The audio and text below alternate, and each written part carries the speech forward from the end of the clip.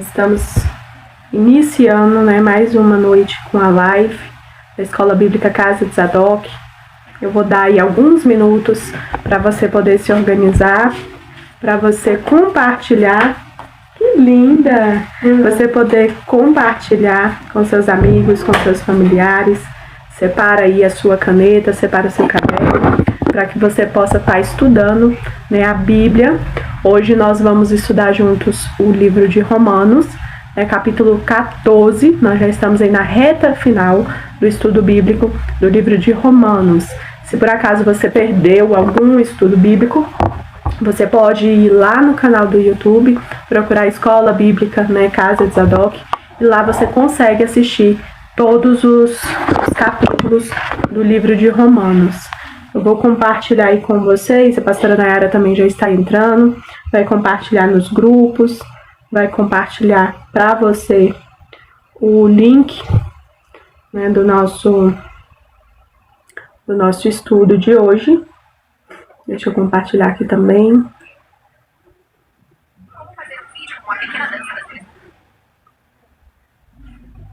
Deixa eu compartilhar. Estou travando tudo. Uma boa noite para a pastora Nayara, já está aí online. Pastor Paulo, uma boa noite a todos, a paz do Senhor. Lembrando, irmãos, que lá na Escola Bíblica Casa de Zadok nós temos seminários, tem pregações, tem estudos. Lá tem o livro de Provérbios, o livro de Eclesiastes e o livro de Jó, para vocês estarem estudando a Bíblia, separe um momento, nós queremos incentivar você de separar um momento aí por dia para você estar estudando a Bíblia. Mesmo que talvez você não consiga estar aqui junto conosco todos os dias, quando nós entramos, às vezes nosso horário não bate com o seu horário, mas você pode estar estudando lá através do canal do YouTube, tá? O importante é que você sempre esteja orando, buscando sabedoria da parte de Deus, para você estar entendendo aquilo que você está lendo, Quero dar a paz do Senhor aí para o Vando, que já entrou, nos acompanha já há bastante tempo. A gente consegue ver algumas carinhas, aí já bem conhecidas, que estão conosco desde o início, das lives dos livros. Vou dar uma olhada. Paz do Senhor para Tatiana, que entrou. Então, que Deus possa abençoar grandemente a vida de vocês, tá? Deixa eu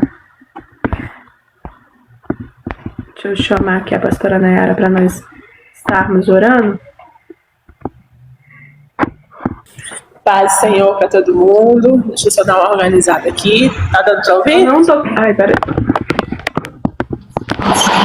Agora que eu te ouvi.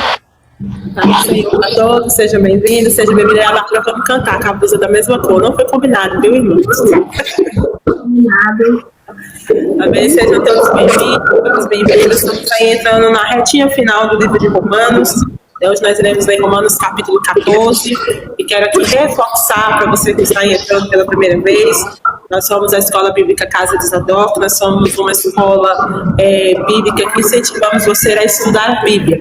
Então conheça o nosso canal no YouTube, curta aqui, que nós sempre estamos às 22 horas fazendo live, terminando o livro de Romanos.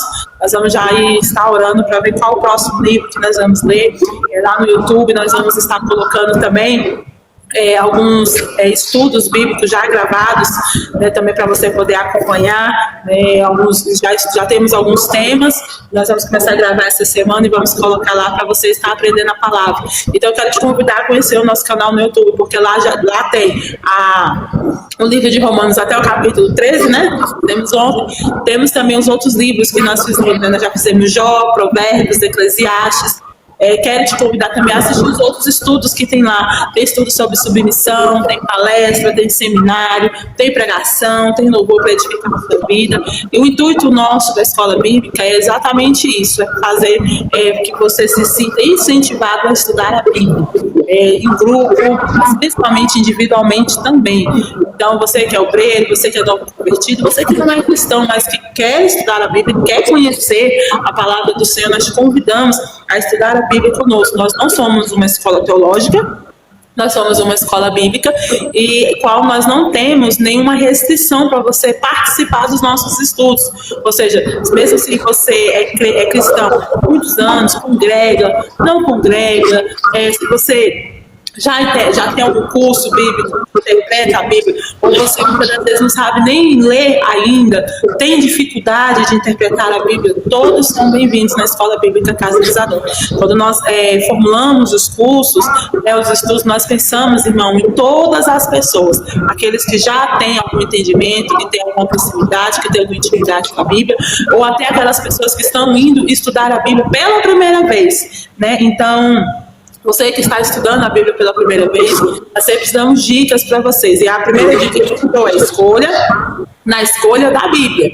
Nós temos aí uma diversidade de traduções, e aí nós sempre indicamos, né, para você que está começando a estudar, você que está começando a ler, quer pegar essa prática, nós incentivamos você a procurar uma Bíblia a qual você consiga ter esse entendimento, né? Então, agora, a minha dica hoje é para você que já tem intimidade, para você que já gosta, que já tem o costume de estudar, gosta de fazer devocional, eu quero te indicar a Bíblia de Estudo da NA. A Bíblia de Estudo da NA, ela é uma Bíblia de estudo bem atualizada, e aí você pode mesclar tanto a Bíblia tradicional, a linguagem dela é uma linguagem muito boa, e os estudos dela também é muito bom. E para você que é novo convertido, nós também indicamos essa Bíblia como a sua primeira Bíblia de estudo. Então, assim, incentive, invista no seu conhecimento. Nós sabemos que, é claro que a gente sabe que os preços da Bíblia muitas das vezes não é acessível para todo mundo, não é todo mundo que pode comprar uma Bíblia física de estudo, mas a gente não chama de gasto, tá, irmão? Gasto é uma coisa que você gasta e não tem retorno. A Bíblia, ela é um investimento, então invista em comprar uma Bíblia, adquirir uma Bíblia. Se você puder baixar ela digital, né, tem ela vendida digitalmente também. Então, se você puder adquirir, hoje nós temos grandes plataformas nos celulares, você pode baixar Bíblias, né, aplicativos gratuitos, que você usa até sem internet, também é muito bom. Mas tem o hábito de você ter uma Bíblia física, um caderno. Eu te incentivo a você usar isso como material para você levar para os cultos da sua igreja. Leve um caderno, leve uma caneta lá na hora da ministração da palavra, anote. Tem gente que não gosta, fala, não, fica parecendo escola. Mas é bom você anotar os principais pontos da pregação para durante a semana você continuar estudando, você continuar ali fazendo com que aquela palavra fique todos os dias ali, você como se fosse um alimento que você mastiga. Então, nós damos para você que está começando aí na fé, faça isso, compre um caderno, pegue uma caneta, vá para a igreja, na hora da ministração, anote o versículo que o pregador está ministrando ali, e aí você anota os pontos principais da pregação, e aí durante a semana você faz aquilo como um estudo. Isso é muito bom para você reforçar, para você não deixar que aquela pregação suma na sua mente. Então, isso é importante para você aprender. Nós temos, irmão, que nos disciplinar a leitura. Então, não é todo dia, você não vai gostar de ler todos os dias, tá? Você não vai acordar dizendo, eu quero. Não, você tem que se disciplinar. Você que trabalha com grupos, você ministra, estuda, aí já não é querer, já é obrigação sua mesmo. É como a Bíblia, nós lemos aqui no livro de Romanos, fala, você que ministra, faça com dedicação. E com a dedicação, a leitura da Bíblia, a oração, o jejum, a busca pelo Espírito Santo, a busca pela dependência do Espírito Santo. Não recorra somente aos livros, não recorra somente aos conteúdos, recorra principalmente ao Espírito Santo, porque é ele que faz a aplicação na igreja. Então, tem que... E por que eu estou fazendo isso? Falando isso, né? Porque tem pessoas que nos perguntam, falam assim, vocês têm um monte de Bíblia, é tudo igual? Não, irmão, não é tudo igual. Para cada Bíblia, nós direcionamos ela com um estudo. Por exemplo, quando nós estamos dando o curso de obreiros, nós usamos uma determinada Bíblia com uma determinada linguagem. Aqui nas lives, por exemplo, nós temos a consciência que nós estamos com um público muito grande. Então, tem pessoas que nunca leu a Bíblia na vida, entendeu? E que estão nos acompanhando, e tem pessoas que leem e não entendem. Então, nós procuramos uma linguagem mais fácil. Tem gente que não gosta da nova tradução da linguagem de hoje. Fala, como é que vocês não estudam Bíblia? Não é essa Bíblia. Exatamente, porque nós sabemos que as pessoas que estão nos ouvindo, nem todos, irmãos, são alfabetizados, nem todos compreendem uma leitura mais clássica. Então, nós procuramos uma Bíblia que possa ter um entendimento para você que está nos acompanhando. Então, por exemplo, eu hoje estou lendo de uma NAA, né, que ela vai compreender os dois públicos. Você que já está na igreja há muito tempo e você que está chegando agora vai conseguir nos compreender, porque esse é o nosso intuito, que você nos compreenda o que nós estamos falando. E para finalizar, enquanto todo mundo termina aqui aí, né? Eu quero só destacar, né, dar uma atenção a todos que estão entrando, sejam muito bem-vindos, muito bem-vindas. O objetivo, irmãos, principalmente para você que é obreiro da Casa do Senhor, com tantos anos de evangelho que a gente vai, né, trabalhando ali na Casa do Senhor, as pessoas elas começam a como um produto, né, como uma pessoa diferenciada, como se a gente não fosse mais humano, né? Você tem um nível, né, acima das pessoas, e não é.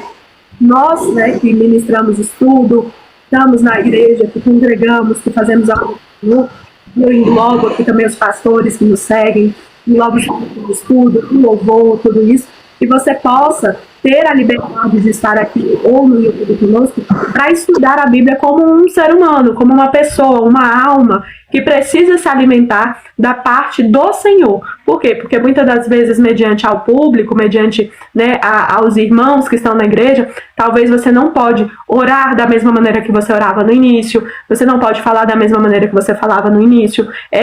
Ainda é um dogma, né, uma dificuldade muito grande das pessoas entenderem que todos nós que fazemos parte do corpo de Cristo dentro de uma congregação, nós fazemos parte, estamos ali servindo a Cristo, mas necessitamos diariamente da misericórdia de Deus, e ela precisa ser renovada todos os dias.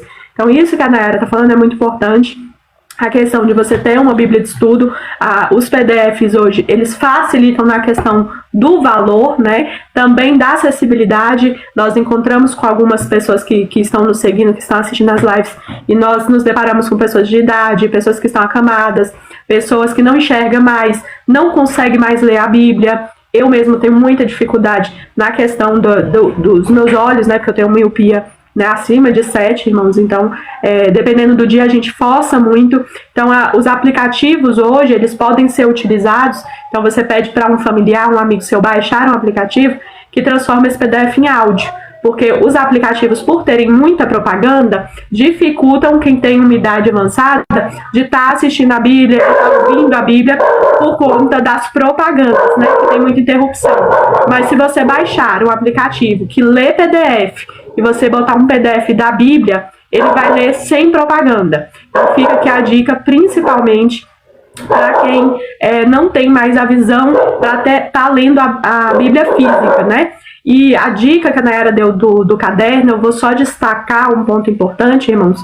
Hoje, muitas congregações convidam pessoas de fora para pregar, muitas congregações colocam os próprios irmãos da igreja, como a nossa congregação coloca os irmãos para pregar, para estar ali fazendo parte da obra do Senhor. Isso não tem problema nenhum, tá? Mas que você tenha um caderno, você possa anotar a referência bíblica, você possa anotar a pregação que foi dito, que você possa se acostumar a desenvolver uma mente, né, para verificar se aquilo que está sendo pregado, se realmente é bíblico, se aquilo ali tem uma base bíblica. Por quê? Não estou dizendo que tem pessoas que sobem no púlpito de qualquer maneira. Eu estou dizendo que, às vezes, pela própria inocência, às vezes aquele irmão não foi treinado para pregar, às vezes ele está nervoso, às vezes ele teve um entendimento errado. Então, você precisa treinar o seu olhar para que você consiga identificar se aquilo que está falando realmente provém de Deus,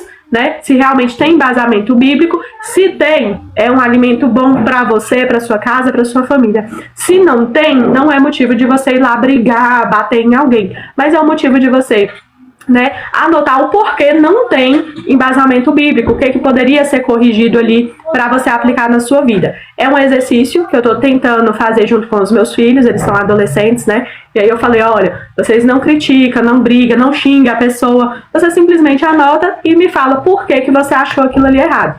Você precisa treinar, irmão. Numa situação de emergência, se as igrejas fecharem, se você ficar acamado, se você ficar doente, se você não tiver acesso à igreja, né, ou às pessoas, você precisa ser maduro o suficiente para orar, para ler a Bíblia e para falar com Deus. Esse foi um dos grandes motivos da vinda de Jesus. para rasgar o véu, para ele ter um relacionamento com você. Nada do que está aqui é só exclusivo meu, é só exclusivo da Nayara. Deus só fala com o meu pastor, Deus só fala com fulano, não. Deus, ele quer ter um relacionamento com você e comigo, tá bom? Vamos dar início ao nosso estudo de hoje. Eu vou acompanhar aqui a Bíblia que a Nayara falou, essa Bíblia aqui de estudo, tá? Da NAA, ó. Ela é bem vasta, por quê? Porque ela vem com as referências, ela vem com resumos, ela vem com muita coisa para agregar o seu estudo e agregar o seu conhecimento. Antes de começar o nosso estudo, vamos orar, agradecer da parte de Deus, né? Pedir sabedoria da parte de Deus para que eu e você possa entender o que está sendo estudado, tá bom? Senhor Deus Todo-Poderoso, Pai, muito obrigado pela tua graça, tua misericórdia e teu cuidado. Pai, abre os nossos olhos, os nossos ouvidos, o nosso entendimento para a tua palavra. Cada pessoa que chegou a esta live possa permanecer até o final, possa, meu Deus e meu Pai, entender a tua palavra, que a sua presença se faça real, Pai, aqui e aonde essa pessoa estiver. Pai, socorre as nossas almas, que enquanto estivermos ministrando a tua palavra, a tua presença tenha, Pai, liberdade para curar, libertar, transformar, Pai, as pessoas, em nome de Jesus. Amém? Então, eu vou ler junto com vocês do versículo 1 até o versículo 4, tá? Você que chegou aqui agora, nós estamos lendo juntos o capítulo 14 de Romanos, tá?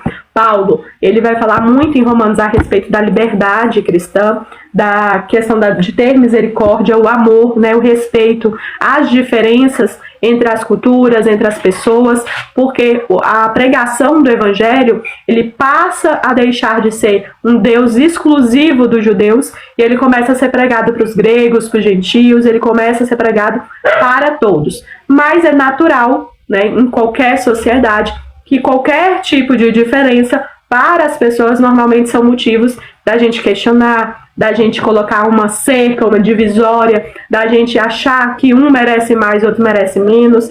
Só que aí Paulo, ele vem explicando que o foco disso tudo, o reino de Deus, ele não se resume mais às leis, ele não se resume mais ao mundo externo, o mundo terreno, mas ele começa a fazer, Jesus vem, traz umas leis diferentes, que são as leis espirituais. O mundo passa a ser focado não no reino daqui, mas no reino dos céus. Então o objetivo passa a ser você se encontrar com Deus no reino dos céus. E aí no versículo 1 até o 4 ele vai dizer bem assim: acolham quem é fraco na fé, não porém para discutir opiniões. Um crê que pode comer de tudo, mas quem é fraco na fé come legumes. Quem come de tudo não deve desprezar o que não come, e o que não come não deve julgar o que come de tudo, porque Deus o acolheu. E aí o versículo 4 ele diz: quem é você para julgar o servo alheio? Para o seu próprio dono é que ele está em pé ou cai, mas ficará em pé, porque o Senhor é poderoso para manter em pé. Você que está aí nos acompanhando no livro de Romanos, né? Romanos é a carta que Paulo escreveu para a igreja que está em Roma, né? E como nós falamos aqui, a igreja que está em Roma, ela tem vários públicos, ela tem judeus, e ela tem gregos, né, gentios, e cada um ali na sua cultura. Esse capítulo 14 agora, o 14 e o 15, Paulo vai continuar falando sobre o amor. E aqui, especificamente, ele vai falar algo muito sério, tanto para a questão da época como para a nossa questão, que é você conviver com o diferente e você aceitar a diferença do outro para a glória de Deus. Então, como é que isso se dá? Na cultura daquela época, principalmente para os gregos e para os romanos, os judeus eram tipos de religiosos exagerados. Por quê? Porque eles não comiam muitos alimentos, eles guardavam o sábado, eles se guardavam as festas judaicas e tudo. Com o cristianismo, alguns judeus, eles ainda tinham dificuldade de não fazer isso mais. Por quê, irmão? Nós estamos falando de algo que é milenar. Então, assim, você não vai parar de fazer uma coisa, tipo de hoje. É como se você chegasse, você está acostumado todos os dias você comer lá seu arroz e seu feijão. Você muda de país, você descobre que o feijão é doce, entendeu? E que lá não tem arroz. Até você acostumar, entendeu? Não é assim, parei hoje e não quero mais, porque você carrega ali uma raiz cultural, né, que o avô, o bisavô e toda uma nação fazia. Então, para os gregos, os judeus, eles eram muito exagerados. Por quê? Porque quando não tinha o alimento que eles não podiam comer, eles meio que viravam ali como se fossem vegetarianos, comiam só legume, entendeu? Só folha, porque não podiam comer certos tipos de carne. A carne preparada, dependendo de como a carne é preparada, eles também não comiam. Então, assim, era muito restritivo. Eles guardavam algumas festas, eles ainda faziam algumas festas do calendário judaico. Então, quando eles vêm para o cristianismo, eles ainda carregam essa questão na consciência. Mesmo que alguns estavam deixando de fazer, porque agora eles tinham essa liberdade no cristianismo, porque o cristianismo não estava cobrando isso deles, tem o encargo da consciência, né? Ou seja, de você sempre fazer e de você ver aquilo como uma adoração a Deus. É claro que você não vai deixar isso da noite para o dia. Então, começou esse embate, esse debate. E aí, como é que se resolve isso? Como é que Paulo vem para resolver uma situação como essa? Ele dá a receita, é só através do amor. Aí ele começa assim: acolha quem é fraco na fé, não para discutir opiniões. E quem eram os fracos na fé? Incrível que pareça, mas os fracos na fé eram considerados os judeus, porque era como se faz assim: vocês não conseguem, tipo assim, se desprender da religiosidade judaica, vocês não conseguem se desprender dessas raízes dos costumes e tudo. Então, os gregos e os romanos achavam eles fracos por causa disso. Então, Paulo vem falar isso: olha, esses fracos na fé, e aqui dentro desse contexto, tá, é os judeus que ele está falando. Por quê? Porque eram judeus que não conseguiam ainda se separar desses costumes, ou seja, eles não iam acordar, irmão. Imagine, você passou a vida toda aprendendo que carne de porco é pecado, entendeu? Não sei, e foi o próprio Deus que determinou isso. Aí você acha que essa pessoa da noite pro dia vai começar a comer torresmo? Ela não vai começar a comer da noite pro dia, porque é o cargo da inconsciência. Então existe um debate. Por quê? Porque nessa parte agora, se lá no início de Romanos os judeus se achavam merecedores da salvação, aqui os gregos já se acham libertos demais, livres. Nós somos livres, entendeu? A gente come o que quer, veste o que quer, entendeu? Não tem guarda-dia nenhum. Então eles se achavam muito livres, entendeu? E aí vem Paulo e fala: como é que nós resolvemos essa situação? Com amor. E aí, isso é sensacional, irmãos, porque ele fala assim: olha, você não pode usar a sua fé para escandalizar os outros. Ou seja, os judeus não podiam impor nos gregos: olha, você só vai servir a Deus se você começar a fazer isso, se você se vestir assim, se você guardar esse dia. E os gregos já achavam: ó, nós somos livres, entendeu? Porque vocês estão presos ainda, nós somos livres. Então Paulo coloca os 12 e fala assim: vamos resolver isso com amor? Ou seja, Paulo não falou assim: judeus, vocês estão errados, gregos, vocês estão certos. Ele não falou que nenhum está certo e nenhum está errado. Ele está falando: você precisa compreender os dois lados. Por quê? Porque isso leva tempo. Isso leva tempo. Então, se a gente for trazer isso para os dias de hoje, nós temos aí uma raiz brasileira, né, que a gente veio muito dos usos e costumes. As igrejas, algumas igrejas estão modificando isso. Isso não é da noite para o dia, irmão. Isso é uma questão cultural. A cultura vai mudando, a sociedade vai mudando. Algumas coisas vão mudando, só que ainda fica o encargo da consciência. Por exemplo, tem pessoas que foram criadas num ambiente, numa igreja, que não podiam usar calça. Hoje ela pode usar calça, mas tem pessoas que ainda não conseguem usar. Ela sabe que não tem problema, mas é por causa do quê? Da consciência do aprendizado que a pessoa teve lá no passado. Então, quem pode usar calça não vai chegar para a pessoa que ainda não se sente bem, ainda não tem essa parte, ainda não se soltou na sua consciência e falar assim: deixa de ser bobo, entendeu? Que coisa boba. E isso também serve ao contrário. Então, Paulo já estava ensinando para a igreja naquela época que o único modo, irmão, de você saber lidar com isso é você amando o seu irmão. Não tem outro modo, não tem outro jeito. Por quê? Porque parece que Paulo está vendo a igreja de hoje. A igreja de hoje, irmão, discute por tudo. Ela discute por questões teológicas, ela discute por questão doutrinária, ela discute por questões bíblicas. É tanta discussão que a gente não consegue mais sentar numa mesma mesa. Sabe? Porque assim, olha, eu acho que eu vou para o arrebatamento antes da tribulação, o outro acha que vai depois, então acabou, nós virou inimigo porque nós não pensamos do mesmo jeito. E aí ficam horas debatendo. É até bom para o Ibope, tem debates isso, tem podcasts para isso. Pessoas ficam horas e horas e horas e horas debatendo. Então o único modo de você resolver isso é com amor. Paulo fala: se você não amar o seu irmão, se você não amar o seu irmão, você nunca vai resolver essas questões. Isso serve para nós hoje. Hoje o Brasil, ele tem uma diversidade de igrejas, irmão. Uma Assembleia de Deus consegue ser diferente uma da outra. né? O que não era muito, não tinha essa muita diferença, tipo, há 20, 30 anos atrás. Hoje, uma Assembleia de Deus, ela consegue ser totalmente diferente da outra. Então, assim, tem uma igreja que pode isso, na outra não pode, uma pode usar isso, na outra não pode. E aí, o que Paulo está falando aqui? Vocês não podem achar que porque vocês têm um tipo de visão que vocês são melhores do que aquela pessoa. Então, se você acha que aquela pessoa é fraca na fé, porque ela ainda está presa a um dogma, porque ela ainda está presa a um costume, o que Paulo fala? Tenha amor por ela. Tenha amor por ela, tenha paciência com ela. Se você acha que o dogma dela é atrasado, é um retrocesso, ame aquela pessoa. E aí ele fala assim, diz assim, quem come de tudo não deve desprezar o que não come, e o que não come não deve julgar o que come tudo, porque Deus o acolheu. É interessante isso, você imaginar que Deus acolheu uma pessoa diferente de você. Talvez você que foi criado na igreja assim como eu, a gente tem esse certo defeito, porque, por exemplo, eu vou falar aqui um pouco de mim.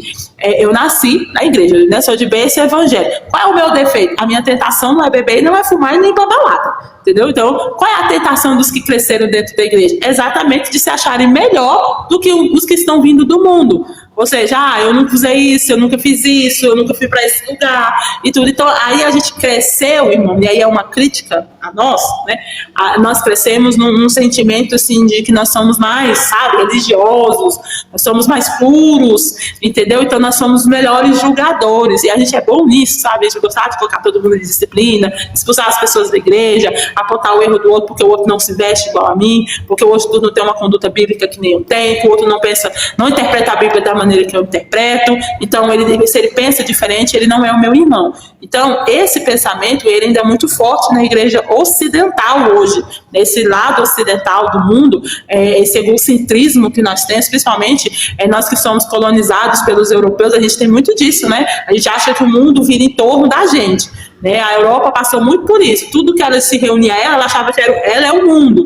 Tudo é o mundo, é ela. Então, nós que fomos colonizados por eles, nós temos muitas das vezes esse mesmo pensamento. Entendeu? Olha, se eu faço assim, todo mundo tem que fazer. Se eu celebro a ceia assim, todo mundo tem que celebrar. Se eu canto o hino da harpa, todo mundo tem que cantar. Entendeu? Se eu visto blusa que é aqui, todo mundo tem que vestir. E quando eu encontro uma pessoa diferente, e aí você não consegue entender que Deus também acolheu aquela pessoa. E aí vem o nosso preconceito. Então, nós não estamos muito distante do que a igreja de Romanos capítulo 14 estava passando. Eles achavam assim, como é que Deus acolhe uma pessoa desse jeito? Você imagine para um judeu que passou a vida inteira aprendendo que ele tinha que guardar o sábado, que ele não podia andar nem 800 metros no sábado. Ele vê um grego, entendeu? Andando para tudo que é lado. Aceita o mesmo Jesus, congrega no mesmo lugar, querendo ou não, aquela pessoa vai achar assim, que bobo, você guardou o sábado à toa, entendeu? E o outro vai falar assim, eu sou mais puro do que você, porque eu tive um maior número de renúncia, sabe? Eu paguei o preço melhor. E aí esses dois grupos não conseguem conviver. Então você só consegue unir e colocar todo mundo sentado bonitinho na mesma mesa se tiver amor. Se tiver amor, você consegue colocar. Aqui na Escola Bíblica Casa de Isadora, você vê normalmente nós duas aqui, mas nós não somos só nós, tá, irmão? Nós somos um grupo de obreiros. E os obreiros que nos acompanham de perto e de longe, nós somos de cabeças diferentes. O único pensamento igual que nós temos aqui, irmão, é acerca de Cristo, do Espírito Santo e dos dons, porque esse é um encargo nosso. Mas tem coisas, irmão, nós não pensamos iguais, nós não oramos iguais, nós não fazemos as mesmas coisas, todo mundo igual, não é um espelho. O Senhor nos deu identidade e personalidades diferentes. Então, como é que nós funcionamos? Porque nós entendemos que tem algo maior. Quando a igreja entende que existe algo maior, que é Cristo, irmão, a gente se obriga, entendeu? A gente se obriga a amar o outro irmão. Entender que não é por minha causa, existe algo maior. Aí Paulo vai falar algo aqui nessa carta, que esse capítulo 14, para mim, na minha opinião, ele é o mais polêmico que tem, porque Paulo vai falar o seguinte, olha, se tem uma coisa que está escandalizando o seu irmão, e você sabe que aquilo escandaliza, não use. Aí eu vou te falar uma coisa para você, essa parte do evangelho é difícil, porque como é que eu vou moldar o meu comportamento porque a Bárbara está escandalizando?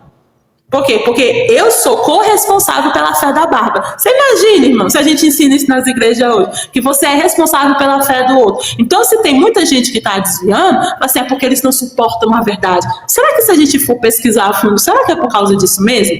Será, irmão, que as pessoas estão se afastando do caminho? Será que é por causa disso mesmo? Porque eles não suportam a sã doutrina? Ou eles não suportam a gente? É a gente que é insuportável, não? Porque a sã doutrina, ela sempre esteve aí. e nunca ninguém se desviou tanto dela como nos últimos dias. Por quê? Porque o amor iria esfriar. O amor, irmão, é nosso elo de ligação. Quando ele esfria, as pessoas não conseguem se suportar. Pode todo mundo pensar igual, falar igual, se a gente não tiver o amor, que é o nosso elo de ligação, que é o elo perfeito. A Bíblia chama ele de elo perfeito. Então a gente só consegue ter comunhão, irmãos. Eu não tenho comunhão só porque todo mundo concorda? Não. A gente só tem comunhão porque tem um amor. E Paulo já ensinou isso lá atrás. Falou, se vocês não amarem e não entender que o outro tem uma fé ainda imatura, por exemplo, com os novos convertidos, você que é obreiro, você é responsável também pela fé do novo convertido. Por quê? Porque através dos nossos comportamentos, das nossas atitudes, eles vão aprender como é que um cristão faz. Então, por exemplo, se você quer aprender, você quer ensinar para a pessoa como ela deve se vestir, como ela deve mudar as suas vestes, é só ela olhar o ambiente que ela está usando, que ela mesma vai se sentir constrangida com a roupa que está. Não precisa você impor e falar, olha, a partir de hoje você tem que tirar isso. Porque se o Espírito Santo não fizer isso, a pessoa só vai fazer ali na sua frente. Então, esse elo perfeito que é o amor, que Paulo está falando, que é o único modo de fazer com que os diferentes se sentam na mesa e glorifiquem e cultuem a Deus junto. Porque, irmão, era impossível, nessa época aqui, você botar um judeu e um grego juntos. Por quê? Porque o grego, ele estava vindo do ápice de uma cultura do que tudo pode. É você botar a pessoa que nasceu nos usos e costumes do lado de uma pessoa que é do liberalismo, que para ele tudo pode, e falar, deem as mãos e congregam juntos. Se não tiver um amor do Senhor, para a pessoa olhar para o outro e falar assim, você é meu irmão? Tem certeza? Eu acho que você é adotado. Entendeu? Você não é o meu irmão, nós não temos nada em comum. Se nós não tivermos o amor do Senhor, para eu entender que a fé da Bárbara, eu faço parte da fé da Bárbara, e a Bárbara faz parte da minha fé, e eu tenho que cuidar da fé dela, ou seja, se eu sei que aquilo escandaliza o evangelho, eu sei que o mundo não vai entender aquele tipo de comportamento, mesmo que para mim não tenha problema, porque Paulo está falando de consciência. Se a sua consciência te permite você comer aquilo ali, coma. Mas a partir do momento, se você sabe que tem irmãos à sua volta que se escandaliza com esse tipo de comportamento, não faça. Por quê? Não é porque você não pode, é porque você está trabalhando na fé do outro. Isso serve, por exemplo, eu vou dar um exemplo aqui que você pode até achar polêmico, por exemplo, como o vinho. A Bíblia não proíbe você beber, mas hoje no nosso país, que tem um número muito grande de alcoolismo, muitas pessoas que são viciadas, vidas que são destruídas por causa do álcool, qual é o entendimento que o mundo tem de ver um cristão com um copo de vinho na mão?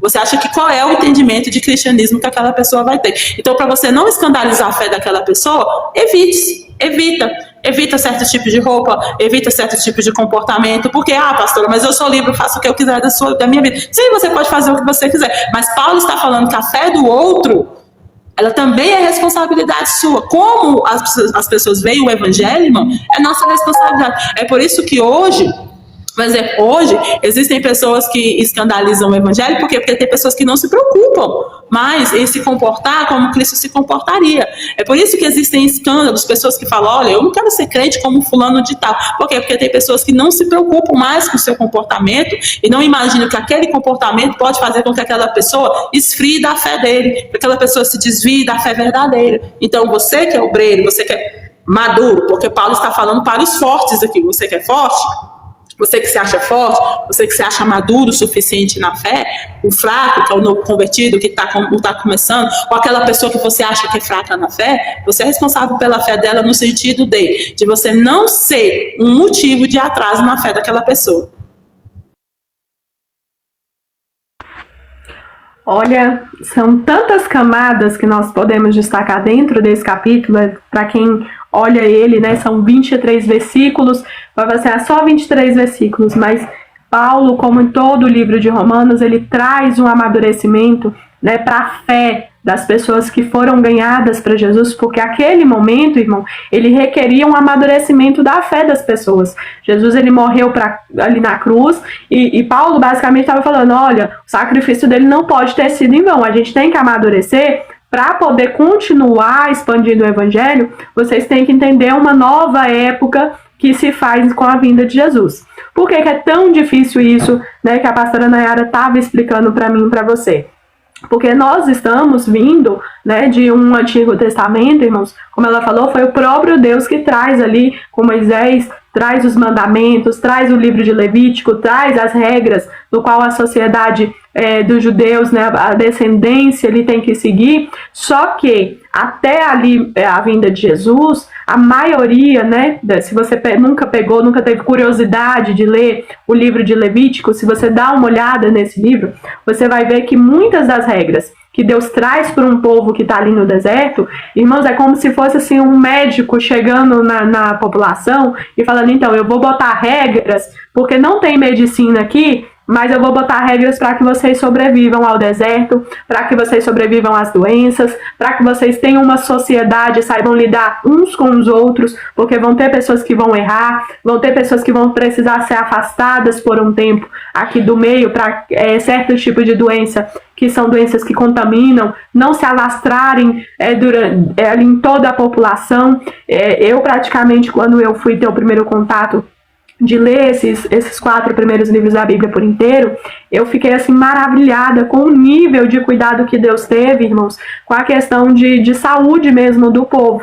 Então, vem todo esse Antigo Testamento ali até a vinda de Jesus. Então, a maioria das regras, se você não sabe, a carne de porco ela é uma das carnes que mais contaminam, né, fisicamente. Se você não tiver feita direito, né, você adquire ali doenças através da carne de porco, como vários outros costumes que os gregos tinham, mas que para eles, para a cultura que eles vieram, eles tinham já um manejo, não era ali tão mortal como seria no deserto, por exemplo, do povo de Israel tá praticando esses usos e costumes. Logicamente, alguns costumes vêm da o próprio relacionamento com Deus, né? A gente vê no Antigo Testamento os templos para outros deuses, oferendas a deuses que você oferecia às crianças, você oferecia alimentos, você oferecia orgias, você oferecia outras coisas que traziam também doenças e traziam ali problemas na própria sociedade. Então, Deus ele traz um regimento ali, né, para o povo, para seguir durante essa época, e quando Jesus vem, ele vem e fala, então, agora rasga o véu, entendeu? Aqui no templo não vai ter mais o sacerdote vindo da época ali da descendência de Levi, os levitas, não vai ter mais esse sacrifício de animais, o cordeiro, porque o sacrifício foi Jesus, e ele é eterno, ele não precisa de outro sacrifício no lugar dele, e aí ele vai permitir que os discípulos, ele pegue os gentios, os gregos, outras populações, para pregar esse Jesus. Por que isso é tão polêmico? Porque a gente vem de um Antigo Testamento, irmãos, que a ordem foi, se guardem todos os descendentes ali de Abraão, de Isaac, de Jacó, não se misture com outras populações, com outros povos, não deixe os seus homens casarem com mulheres de outros povos, para que possa vir o descendente de Davi, ele possa vir e ele possa cumprir aquilo que foi prometido. Então, quando Jesus vem, que ele é a realização de todo o Antigo Testamento, irmãos, já não se faz mais necessário essas normas, essa privação. Então, é como se eu chegasse para você e falasse assim, então, você é brasileira, a partir de hoje, tudo que a gente acredita aqui no Brasil, tudo que a gente viveu até aqui, né, a partir de agora, tudo que é proibido, não está mais proibido porque a gente vai viver em outro país e lá pode. Então, a sua mente, ela demora a entender esses limites, essa liberdade. E aí, qual foi o primeiro instinto humano que se teve? As brigas de opiniões, os debates de quem está certo, quem é mais justo, quem é menos justo, ao nível, irmãos, de se preocuparem quem foi batizado por Apolo, quem foi batizado por Paulo, quem foi batizado por Jesus, como se houvesse mérito de alguma forma. O que eu quero trazer com esse raciocínio? Hoje, os dias de hoje, nós temos isso muito real nas redes sociais. Nós temos, aí fica, né, uma crítica construtiva, digamos assim. Nós não somos completamente apoiadores de debates nas redes sociais, nos debates no quesito de ofensa. Um ofende o outro, um briga com o outro, um dá cadeirada no outro, o outro, de repente tá todo mundo saindo na porrada, tem que vir os seguranças para acalmar a situação.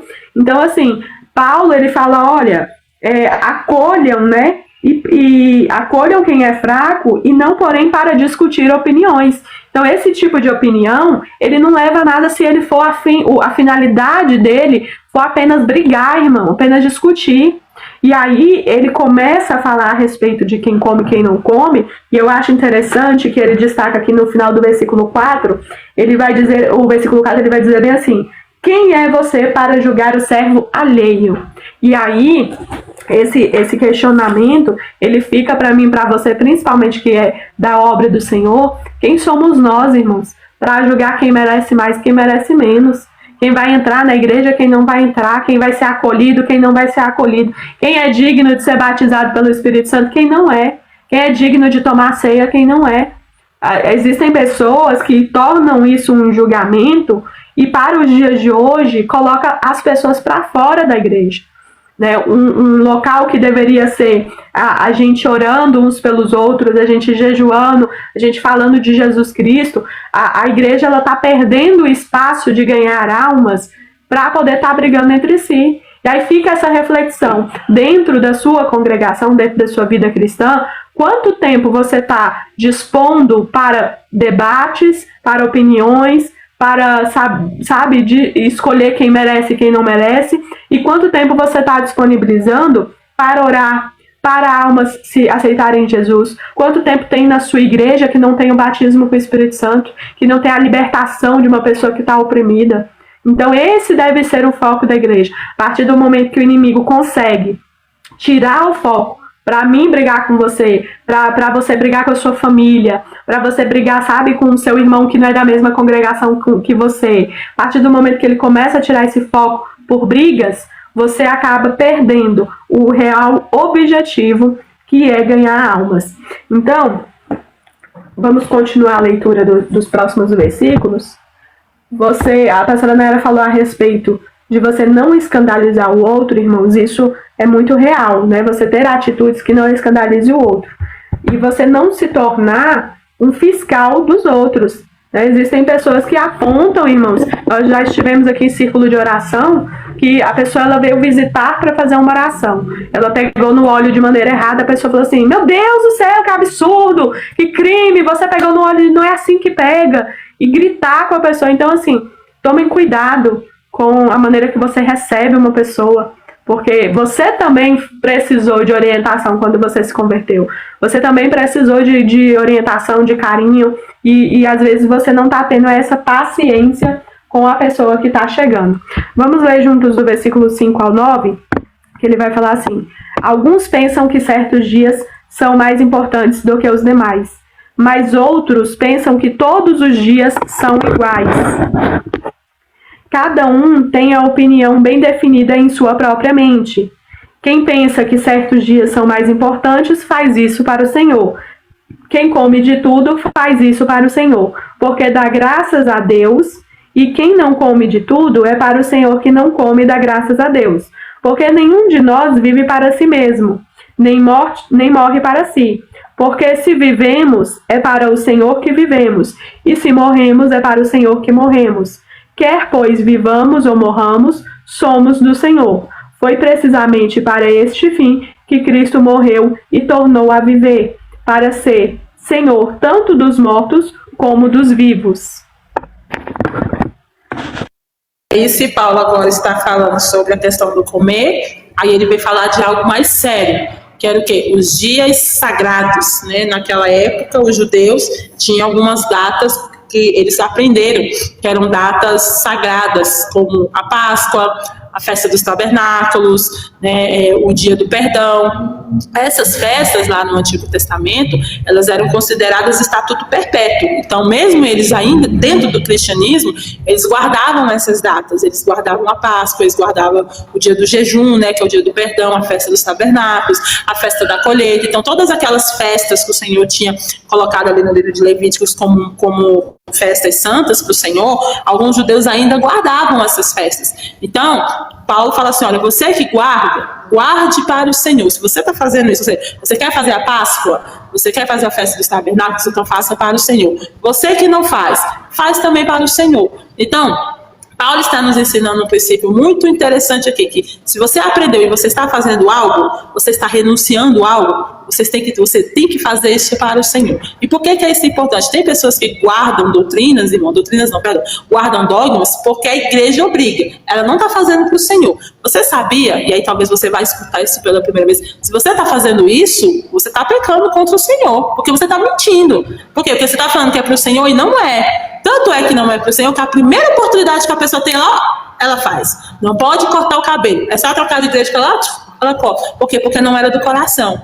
Então, se você for fazer, olha, eu vou guardar de não usar brinco. Faça para o Senhor. Senhor, eu sinto que eu glorifico o seu nome assim. Amém, o Senhor vai receber. Agora, se você faz, porque o pastor vai brigar, o pastor vai olhar e vai me botar de disciplina, entendeu? Não está sendo para a glória do Senhor. Está sendo por um medo, por uma imposição. Então, você que é obreiro da casa do Senhor, que ensina as pessoas, tome cuidado pelo modo que você ensina, porque você pode estar sendo um ditador de regras.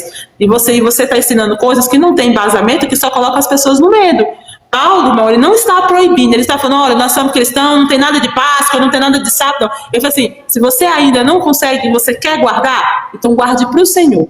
Você que não guarde, faça para o Senhor, ou seja, não se sinta mais santo porque você faz. Por quê? Porque tinha judeus que achavam que o sábado era o dia sagrado, era o dia do Senhor. O cristianismo vai transformar o domingo como o dia do Senhor.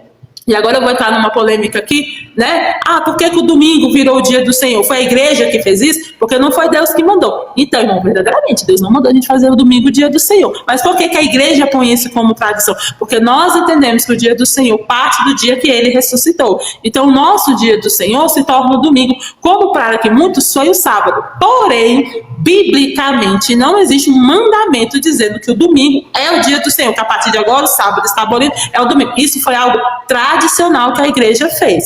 Por isso, nós fazemos o nosso culto de domingo, o dia do Senhor. É o culto principal, não é o mais importante, tá, irmão? É o culto principal no sentido porque aquele dia é escolhido dentro do cristianismo como o dia do Senhor. Então, em todo mundo, você vai ver o domingo como o dia do Senhor. Existem países que o culto é de manhã, existem países que o culto vai ser de tarde. Por quê? Porque Deus não determinou horário, tá, irmão? É o dia do Senhor. Você escolhe se é 3, 4, 5, 10, 11, se é meia-noite, se é uma hora. Então, algo polêmico, né? A polêmica da semana. Troca-se o culto por causa do jogo? O culto é sagrado. A hora do culto é sagrada. Então, não, irmão, a hora do culto não é sagrada. Deus não vai ficar bravo se você passar o culto das 19 para 18 ou se você botar às 10 horas da noite. Deus não se importa com isso. Incrível que pareça, o céu não vai relampear. Por quê? Porque não existe biblicamente uma data uma hora para se começar o culto. No Antigo Testamento, tinha hora para o sacrifício. O sacrifício, normalmente, ele era às 3 horas da tarde e às 18 horas. Porém, sacrifício não era culto, tá? Sacrifício não era culto. Não tinha que se fazer um culto, era só o horário do sacrifício. Então, biblicamente falando, não existe uma hora sagrada. É aquele horário, 7h30, você começou o culto 7h35, Deus está muito bravo porque você atrasou 5 minutos o culto. Entendeu? Não existe isso. Então, isso são imposições que os homens estão colocando de coisas que a Bíblia não está ensinando. Então, se você tem o seu culto às 19 horas e por algum motivo ele começou às 19h05, o Espírito Santo não foi embora, tá, irmão? Ele não ficou bravo, pegou a malinha dele e foi embora porque demorou 5 minutos e ele também não ficou alegre porque você começou 5 minutos antes. Isso é dogmas de homens. É bom que você comece no horário correto, que você tenha um horário para começar, que você queira ter um horário para terminar, por motivos de seguranças e tudo, muito bem. Agora, não estabeleça aquilo que o Espírito Santo não está estabelecendo. O nosso culto tem que terminar às 9h30, porque se 9h35 Deus não fala, é o seu relógio.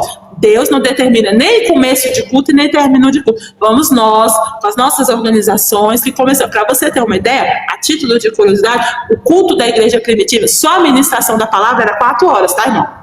4 horas. Diz pra mim qual é o culto nosso que dura 4 horas. Não dura. Então, muita coisa se modificou.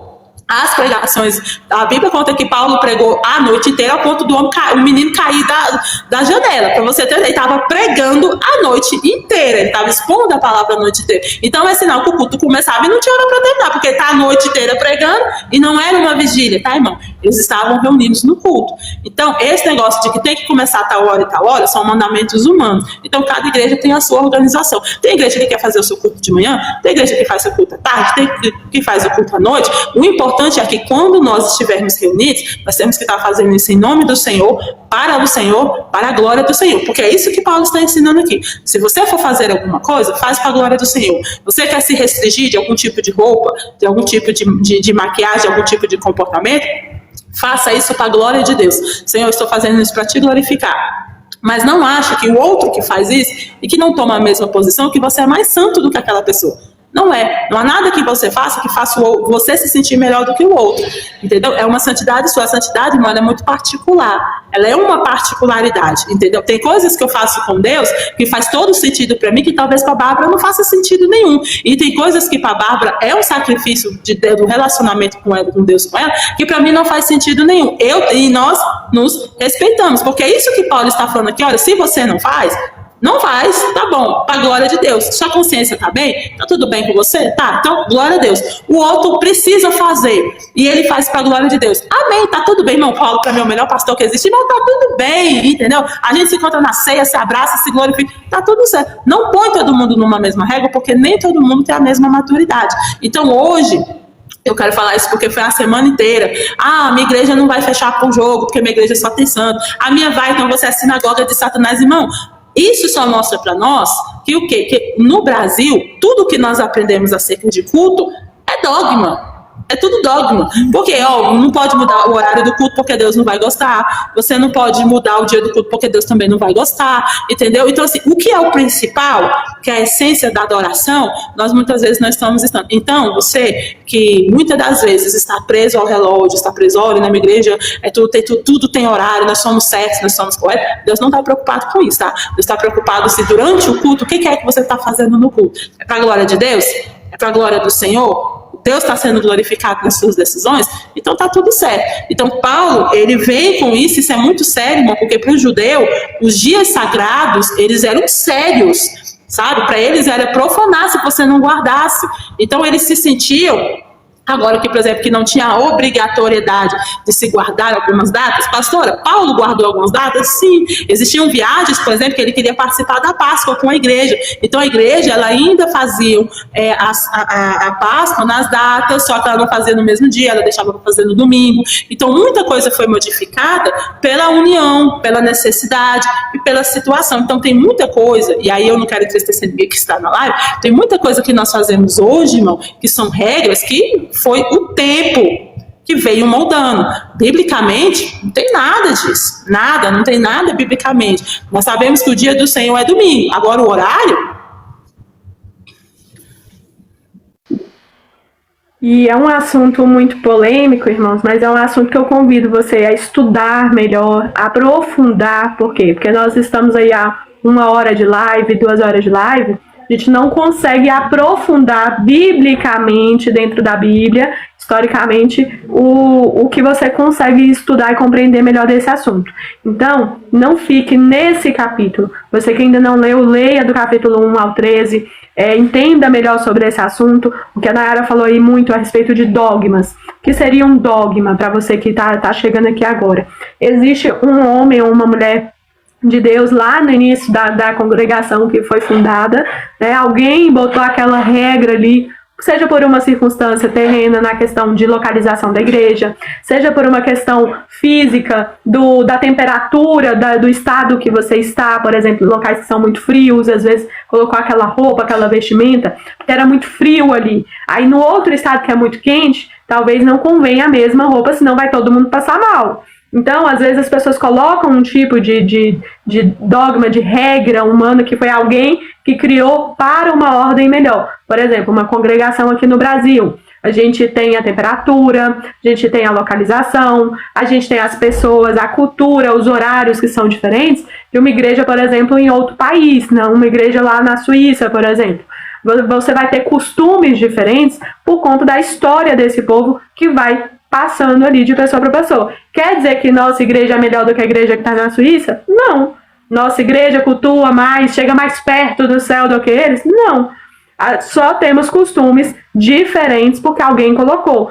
Por isso o estudo da Bíblia ele é muito importante, porque você começa a entender o que Deus deixou de mandamento, o que foi Jesus que escreveu lá, os discípulos escreveram, olha, isso daqui agrada o Senhor, isso aqui abomina o Senhor. Se você não estudou lá o livro de Provérbios, lá volta lá no YouTube, tem o livro de Provérbios, você vai ver muito isso. Olha, Deus se agrada disso, Deus abomina isso. Deus quer isso, Deus abomina aquilo. Por quê? Porque você aprende o que realmente é de Deus e o que restante que você pode, de maneira aí sábia, né, com sabedoria, fazer ou não. Eu acho interessante que Paulo, no capítulo 13, irmãos, vocês se não estavam aqui, ele vai falar, olha, não fiquem devendo nada a ninguém. Tenha amor, siga os mandamentos. Se você amar a Deus acima de todos e amar um ao outro como a si mesmo, você vai cumprir os mandamentos e você vai conseguir respeitar todo mundo. E aí no 14, ele vai falar isso e eu vou destacar de tudo que a Nayara falou e eu não vou me repetir, mas eu vou destacar o versículo 9. Que ele vai falar bem assim, ó, foi precisamente para este fim que Cristo morreu e tornou a viver. Então, Cristo morreu e Cristo ressuscitou para você ter uma vida com Cristo, para ser Senhor tanto dos mortos como dos vivos, né? Então, talvez isso é uma coisa muito polêmica, irmãos, porque Cristo, e isso no Antigo Testamento ele também fala, né, muito ali em Eclesiastes, ele fala que, olha, Deus, ele é Senhor, né, do justo e do injusto, de quem está vivo e quem está morto. Quem aceitou Jesus, quem morreu para o mundo e quem também continua no mundo, ele também é Senhor. Então, por mais que você não goste da pessoa, por mais que a pessoa não aceitou Jesus Cristo como seu Salvador, Deus ele continua sendo um Deus presente universalmente. Ele continua regendo o céu, a terra, o sol, a lua, os mares. Ele dá prosperidade a quem ele quer dar, ele dá riqueza a quem ele quer dar, e ele tira também quem ele quer para os propósitos dele. Então, não cabe a mim e a você tomar essa decisão. E Paulo destaca, olha, você tem que viver para Cristo. Pense as suas decisões para Cristo. E aí eu faço só antes da gente continuar a ler, um destaque nessa questão a respeito dos jogos, a respeito de horário, a respeito de cultos, irmão. Se o culto do Senhor, isso do sábado e do domingo, é algo que é destacado ali pela igreja, por exemplo, digamos assim, a instituição, as quatro paredes.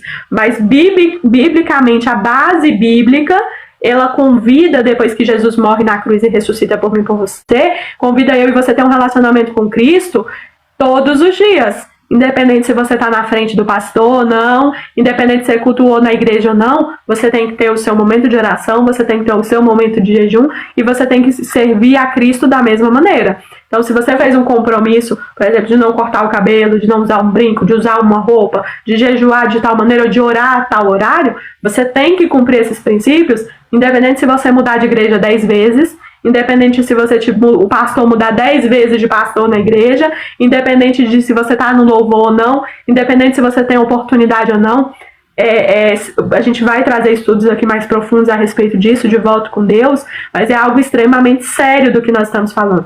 Você talvez brinca com isso, mas o mundo espiritual ele reconhece. Se você fez um voto com Deus, seja financeiramente, de ser dizimista, seja de servir a casa do Senhor, seja ao seu corpo como o templo do Espírito Santo, se você fez um voto, cumpra. O mundo espiritual, ele reconhece isso e ele cobra, irmão. Ele cobra muito caro. Talvez você se esqueceu, mas Deus, ele não se esquece e o inimigo também não se esquece daquilo que você promete, daquele voto que você faz com Deus.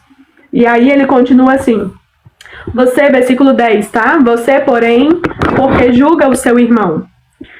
E você, por que despreza o seu irmão?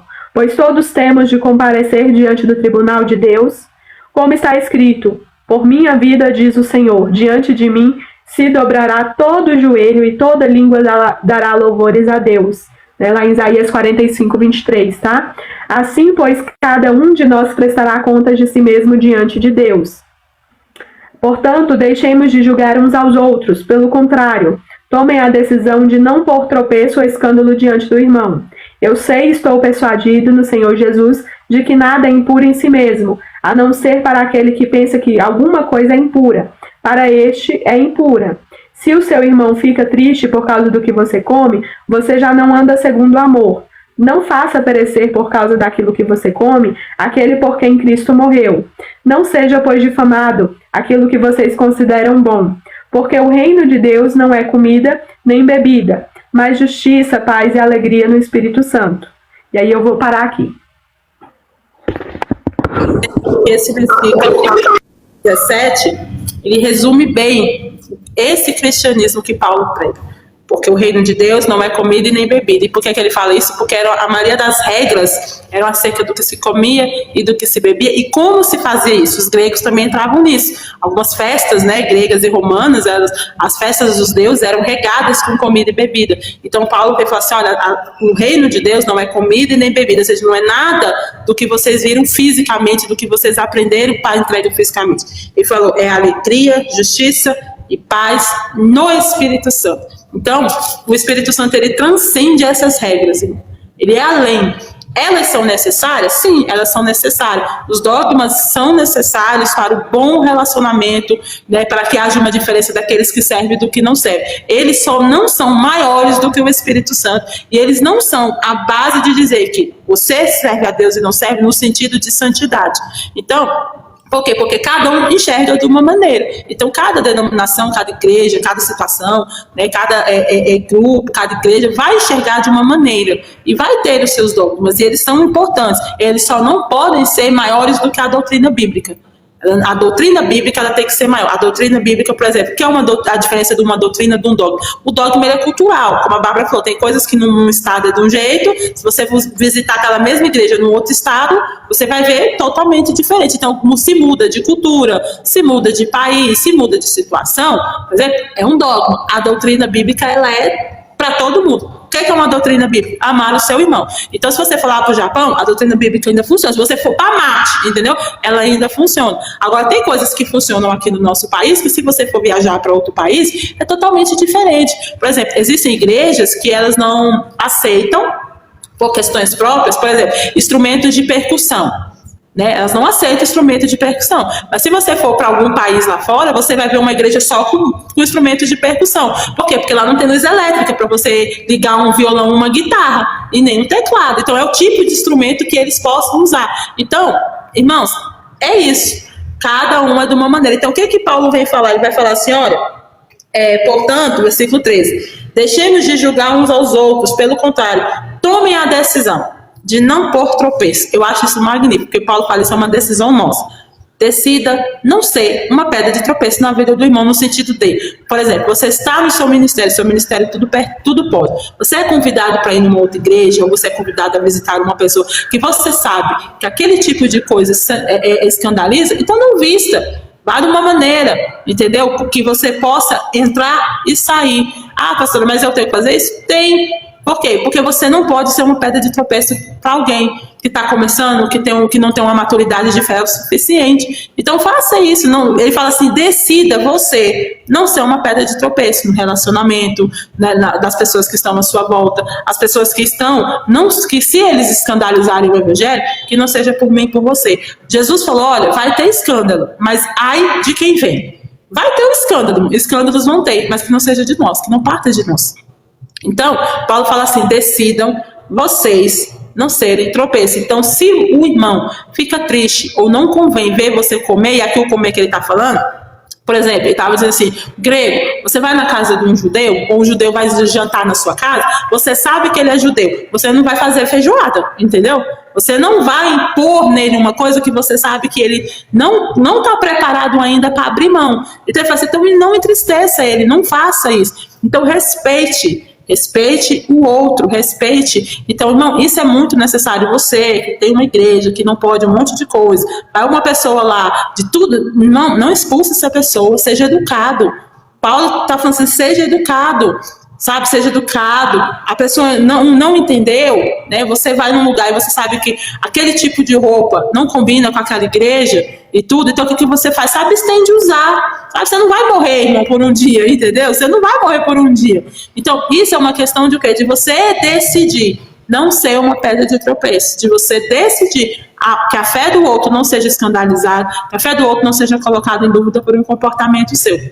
Eu sei que hoje é muito difícil a gente fazer isso num povo individualista que nós somos. Ó, se você não acredita, o problema é seu. Na minha igreja nós somos assim, se você quiser entender, você vai ter que aceitar. Pronto, acabou, porque eu sou assim, sou desse jeito. Eu vou contar aqui um exemplo. Nós uma vez fomos um enterro, né? E aí era uma pessoa de uma irmã da nossa igreja que tinha falecido, e só que a pessoa que estava sendo enterrada não era evangélica, ela era irmã de uma pastora conhecida nossa. Então nós fomos, né, ali para dar o apoio às condolências. Quando chegou lá, nós descobrimos que quem estava sendo enterrado era de uma outra religião. E as pessoas da outra religião, estava todo mundo lá, fazendo o culto deles, né, do modo que eles aprenderam. Então, como a família autorizou, nós estávamos lá no nosso canto. A irmã queria ir lá, mandar todo mundo embora, expulsar todo mundo, acabar com tudo, jogar tudo fora. Eu falei, você não pode fazer isso. Ela falou assim, posso, porque o irmão é meu? Não, você imagina. Aí, pastora, como assim? Mas é questão de ética. Isso é uma questão de ética. Ela ia arrumar briga com a família da pessoa que está passando por um luto, que tem autonomia da escolha. É por isso que é importante você, obreiro, muitas das vezes, você entender a sua posição de obreiro. Né? Você entender a posição de obreiro. Você, num momento desse, não é você que toma essa decisão, é a família, e a decisão da família tem que ser respeitada. Você não quer respeitar a decisão da família, então você vai embora. Mas você não tem o direito de gritar, você não tem o direito de chegar lá, a família já está enlutada, e você querer colocar o seu pensamento assim. Então, ali não era hora para aquilo ali. A pessoa teve a vida da pessoa todinha para pregar o evangelho, não pregou. Aí, na hora que a pessoa morreu, você quer pregar? A pessoa que tá sendo enterrada não está nem ouvindo mais. Entendeu? Então, seja prudente nas reuniões de família, seja prudente no seu local de trabalho, seja prudente. A nossa fé, ela não é imposta, ela é pregada. E muitas das vezes ela é pregada sem você abrir a boca, com o seu comportamento. O seu comportamento, ele fala mais do que o Deus que você prega. Se você é uma pessoa mal educada, se você é uma pessoa mal vista, se você é uma pessoa ignorante no seu trabalho, se você é uma pessoa rancorosa, é bom que você nem abra a boca dizendo que você é crente, porque você está pregando contra.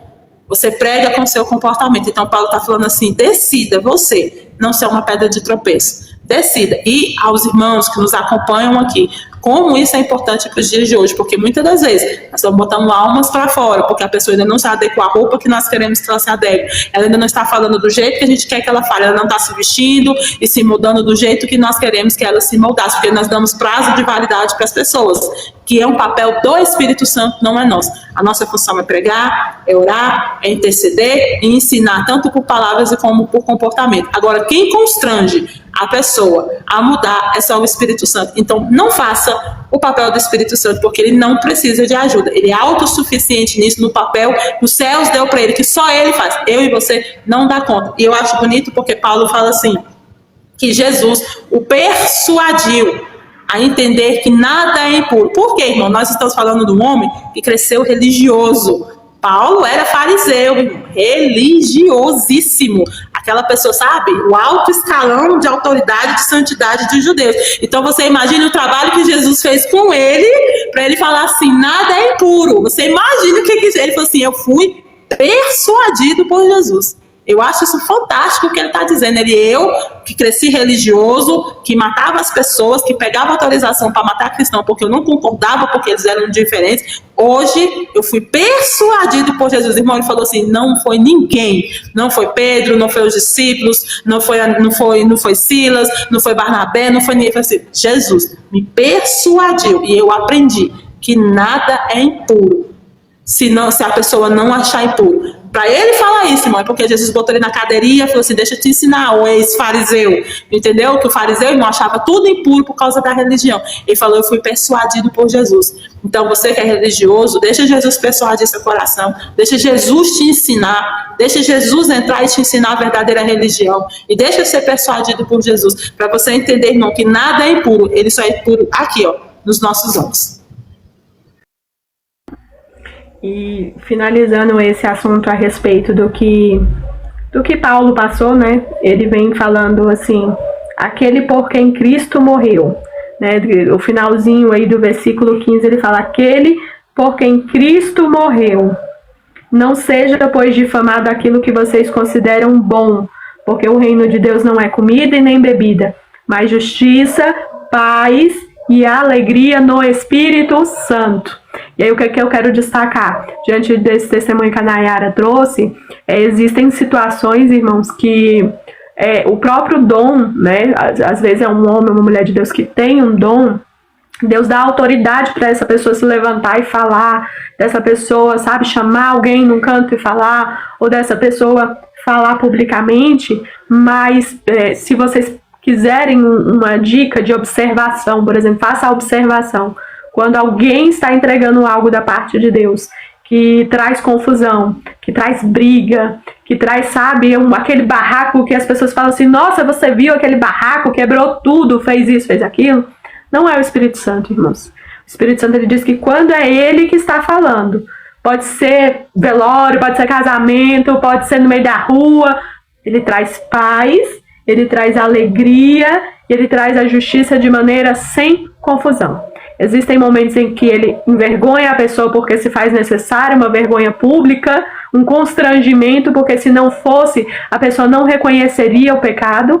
E existem situações, irmão, que Deus trabalha para que tudo aconteça ali, ó, no cantinho, chama a pessoa, fala, a pessoa se conserta, ninguém não precisa nem saber porque é entre ela e Deus.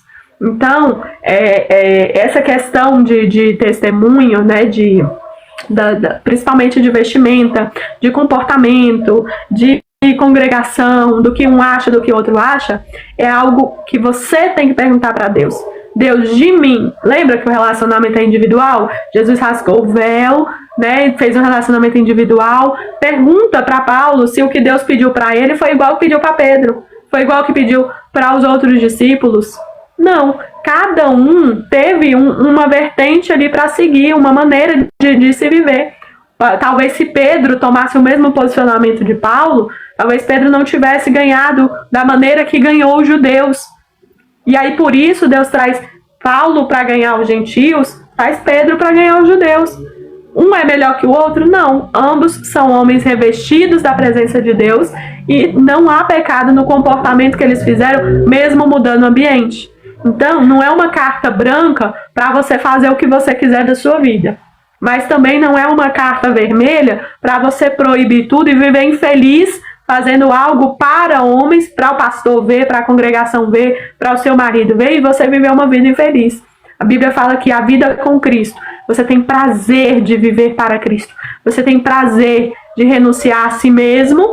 Não é renunciar aos outros, é renunciar a si mesmo para estar com Cristo. Então, a sua carta, sua base, né, é a Bíblia. Se estiver aqui o que Deus ama e o que Deus odeia, você vai seguir porque está na Bíblia. Não é porque alguém falou, alguém determinou. E se você fizer algo direcionado pelo Espírito Santo, a promessa é que você vai se sentir em paz, com alegria no Espírito Santo. Se você está triste, tem algo errado. Se você está depressivo, tem algo errado. Se você está como um fardo, é um peso servir a Deus, tem algo errado. Então sente, faça essa reflexão, ore a Deus para você entender o que é que você está fazendo de errado. Ou se você está servindo a Cristo como tem que ser servido, ou se você está apenas cumprindo a tabela que você aprendeu da igreja. Vamos continuar, versículo 18 vai falar: aquele que deste modo serve a Cristo é agradável a Deus e aprovado pelas pessoas. Assim, pois, sigamos as coisas que contribuem para a paz e também as que são para edificação mútua. Não destrua a obra de Deus por causa da comida. Todas as coisas, na verdade, são puras, mas não é bom quando alguém come algo que causa escândalo. É bom não comer carne, nem beber vinho, nem fazer qualquer outra coisa que leve o irmão a tropeçar. A fé que você tem, guarde-a para você mesmo diante de Deus. Bem-aventurado é aquele que não se condena naquilo que aprova, mas aquele que tem dúvidas é condenado se comer, pois o que ele faz não provém de fé, e tudo o que não provém de fé é pecado. E aí, Paulo, ele encerra isso de uma maneira maravilhosa, porque ele fala bem assim, versículo 22, a fé que você tem, guarde para você mesmo diante de Deus. A fé que nós temos no Senhor, ela não é igual para todo mundo, tá, irmão? Então tem pessoas que ele consegue se restringir de coisas terrenas, ele só não pode impor isso para todo mundo, porque não é todo mundo que tem essa fé. Então, assim, uma fé madura, ela te promove a você fazer algumas restrições e viver uma vida restringindo certas coisas, mas nem todo mundo é assim. E aí Paulo, ele fala bem assim, no versículo 19, assim, pois, sigamos as coisas que contribuem para a paz e também as que são para edificação mútua. Ou seja, existem comportamentos que eu tenho que tomar porque edifica o ambiente. Então, o ambiente em que nós estamos, que aqui no caso ele está falando do povo quando está congregando, quando está em comunhão, mas o ambiente, existem comportamentos que nós fazemos por edificação mútua. É por isso que existem comportamentos que quando nós estamos dentro da casa do Senhor, que é o comportamento da reverência, da atenção, porque não é que a gente santifica o lugar, mas o lugar a qual nós escolhemos para cultuar ao Senhor não é qualquer prédio. Então você não se comporta lá da mesma maneira que você se comporta num cinema, por exemplo. Né? Então assim, lá é um lugar de reflexão, de reverência, de que você presta atenção, você não fica andando para um lado para o outro para tirar a atenção das pessoas, porque edificação mútua. Aí Paulo ele fala bem assim, versículo 18, aquele que deste modo serve a Cristo é agradável a Deus e aprovado pelas pessoas. Por quê? Porque o cristianismo é um evangelho, irmão, de comunhão. Né? É um evangelho de comunhão. Então, eu preciso ser aprovado pelas pessoas, não no sentido de ter uma aprovação por causa do ego, porque as pessoas não entendem a aprovação com gostar. Ah, todo mundo tem que gostar de mim. Não, ele não está falando de gostar. Ele está falando de aprovar na questão do comportamento. No sentido de que se forem te acusar de alguma coisa, né, como fala, a Bíblia fala, se te acusarem, te acusem daquilo que você serve ao Senhor. Então, por exemplo, tem um mentiroso aqui, que não sejamos nós que pregamos o evangelho. Tem adúltero aqui, que não seja quem está pregando o evangelho. Então, esse aprovado é um aprovado de conduta. Não quer dizer que porque você é aprovado pelas pessoas, que as pessoas vão gostar de você. Aí é outra história, entendeu? Você vai pregar a verdade, você vai ser aprovado por causa da conduta. Não quer dizer que as pessoas vão gostar de você. Aprovar é uma coisa, gostar é outra. Então, quando nós estamos vivendo em comunhão, essa maturidade de fé, ela precisa ser trabalhada, porque ele fala assim, olha, você precisa guardar a fé para você. Se você tem fé para isso, você tem fé para você fazer tudo, porque tudo é puro, ele fala, tudo é puro. E aí, lembrando, ele está falando de comida, bebida, vestimenta, exclusivamente aqui. Ele fala assim, tudo é puro, nada é proibido. O que faz ser errado, o que é que faz errado? É como você reage àquilo ali. É como você se comporta daquilo ali, o efeito que aquilo ali faz em você. Então, por exemplo, você pode comer o que você quiser, mas a partir do momento que você acha que o acesso a isso te torna melhor, ao ponto de você ostentar, e ao ponto de você saber que tem um irmão que está passando necessidade, e você come tudo, e você não divide, a Bíblia fala que você está pecando, porque você está fazendo isso por condenação. Porque quem tem fé de verdade não vai fazer isso. Então, ele fala assim, faz na certeza que não é errado. Se você tem dúvida, então, por exemplo, assim, você que passou uma vida todinha dentro da religiosidade, hoje você quer tomar um outro posicionamento, mas você ainda tem dúvida, ou seja, a fé não traz dúvida. Você ainda tem dúvida, então vai com calma, porque senão isso vai se tornar um pecado se você fazer por dúvida. Por dúvida. Então, peça ao Senhor direcionamento. Senhor, esse comportamento está certo? Senhor, eu posso fazer isso? Senhor, isso é correto? Você quer ver um exemplo aqui, que as pessoas acham que não tem nada a ver, mas é o que eu vejo que as pessoas erram muito quando se trata na questão do casamento. Tem pessoas, irmão, que dentro do casamento dele, ele faz uma situação, aí ele acha que porque todo mundo, entendeu? Do mundo inteiro tem que fazer tudo igual. Sendo que o Senhor, ele respeita a individualidade de cada um. Tem coisas que para mim a fé, irmão, é possível, que para a Bárbara vai ser impossível dela alcançar. E tem coisas que pela fé, para a Bárbara é comum, para mim é impossível. Por quê? Porque a nossa fé é individualizada. A nossa fé é individualizada. Então, você tem que procurar em você até onde a sua fé vai.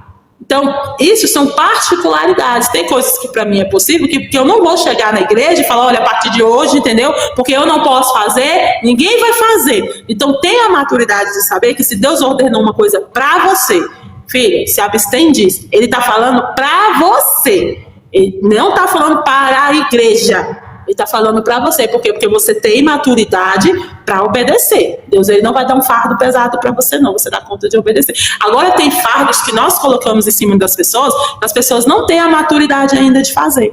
E aí você torna o evangelho pesado, você torna o evangelho aquilo que ele não é. Você quer ver uma coisa? Paulo tinha capacidade de passar o que ele passou. Marcos não. Na primeira oportunidade, irmão, Marcos, foi-se embora. Por quê? Porque nem todo mundo tem essa maturidade, irmão. Bárbara deu um exemplo maravilhoso de Paulo e de Pedro. Pedro, um homem cheio do Espírito Santo de Deus. Mas o Pedro, rústico, não ia conseguir ter um diálogo com os gentios. Ele não ia dar conta, irmão. Então o que ele ficou? Ficou para os judeus. Paulo poderia ter essa capacidade como ele teve brilhantemente, o Senhor enviou ele para os gentios. O Senhor poderia enviar Pedro? Poderia, mas Pedro tinha essa dificuldade de algumas barreiras de ele passar pessoalmente. Não é porque o Espírito Santo, irmão, agiu em Pedro menos, não. É a capacidade humana de Pedro. E Deus, ele é tão maravilhoso, irmão, que dentro dessa incapacidade de Pedro, Deus botou Pedro em algo que Pedro tinha capacidade. Pedro, você dá conta da igreja de Jerusalém? Você dá conta com os judeus? Tanto é que Pedro e Paulo tiveram ali um estranhamento exatamente por isso, porque Paulo cobrou Pedro. Paulo cobrou Pedro, irmão, o chefe da igreja. Pedro, quando você está com judeu, você se comporta de um jeito. Quando você está com gentil, você se comporta de outra maneira. E ali teve um estranhamento entre eles por questão doutrinárias e tudo. Por quê? Porque Pedro estava mostrando uma fragilidade. Por quê? Porque Pedro é um judeu clássico, criado com judeu, nascido com judeu, que trabalhava com judeu. Então, de repente, você vê um gentil ali, irmão, não era fácil para ele. Por mais que ele fosse cheio do Espírito Santo. Então, o que Deus faz? Deus põe o Paulo para ir. Olha que maravilha. Então, se Deus não vai obrigar Pedro a fazer algo que ele não daria conta de fazer, então Deus coloca cada um para fazer uma situação. Então, quando você olha para a Bíblia, você vê que existiam sim coisas em que os homens não se entendiam, como Paulo e Barnabé, que chegou uma parte de que eles não se entenderam, foi cada um para o seu lado. Jesus não interveio em nada.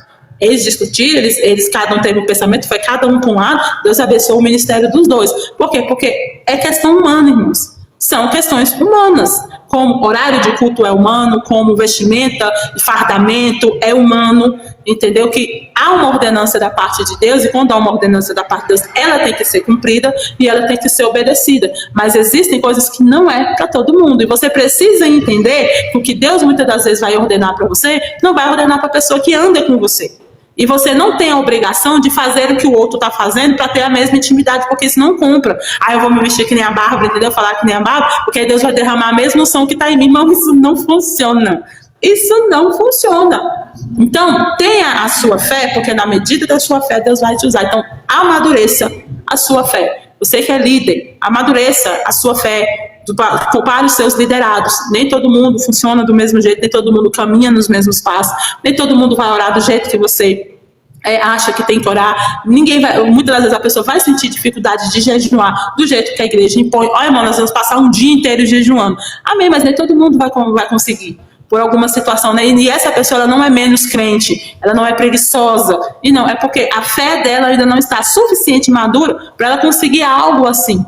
Então, olha a importância de você que ensina a palavra. Paulo, ele fala uma questão que eu acho interessante, que nós que somos criados na igreja, muitas das vezes nós esquecemos, porque ele fala assim, olha gente, nada é puro.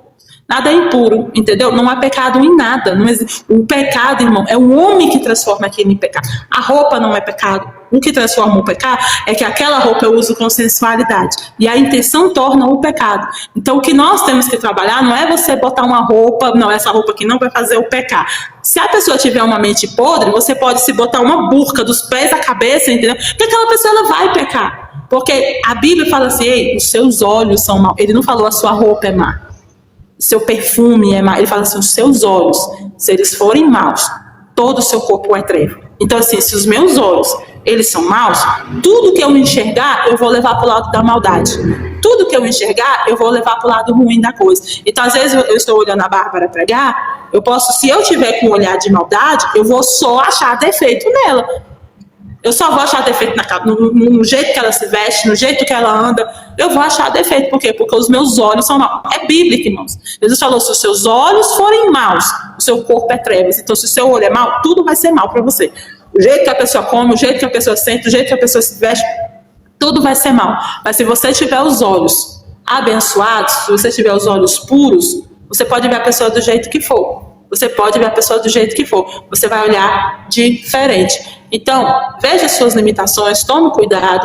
Eu recebi uma mensagem agora que o pastor Ivanildo está nos assistindo, né? O pastor Ivanildo agora sempre nos assiste, paz do Senhor, pastor. E ele falou assim, faça um estudo sobre a história do culto, né? Como é que nós chegamos ao culto hoje? Pastor, amei a ideia. né, a história do culto durante o tempo, né, o que é que nós tiramos da Igreja Católica até chegar hoje, né, então ele falou assim, para que as pessoas aprendam por que nós cultuamos assim, de onde como chegamos assim. Eu espero que as pessoas não fiquem tristes quando a gente fala como é que nós chegamos até aqui.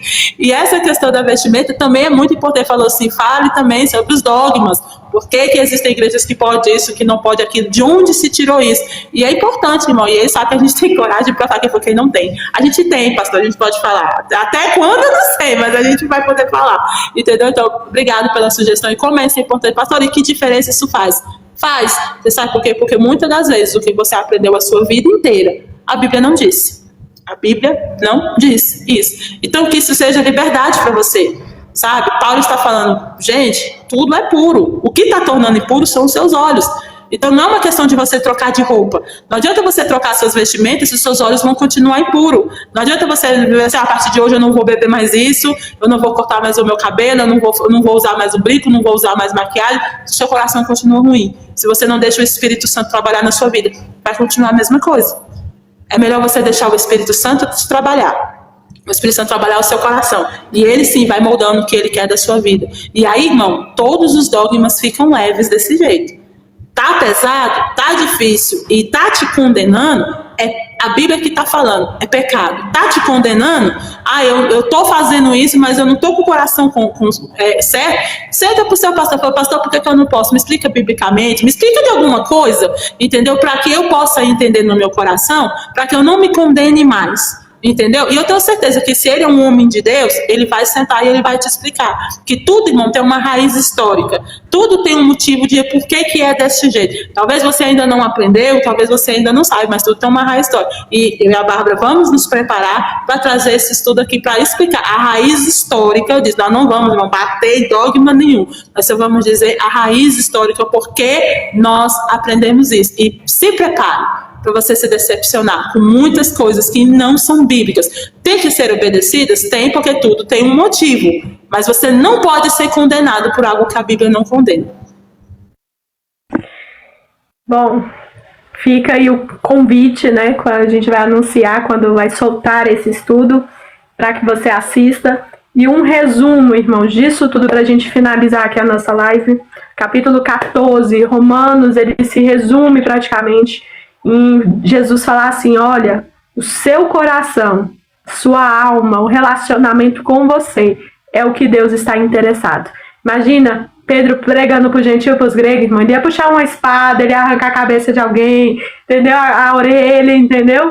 Ele, por mais que ele quisesse ser bom, né? Ele tinha certos limites. Isso é muito importante você e eu respeitar. Porque por mais que eu seja uma mulher de Deus, por mais que a pastora Nayara seja uma mulher de Deus, assim como você que está nos assistindo, um homem, uma mulher de Deus, você tem os seus limites. Você tem algo que você não suporta, que você não dá conta.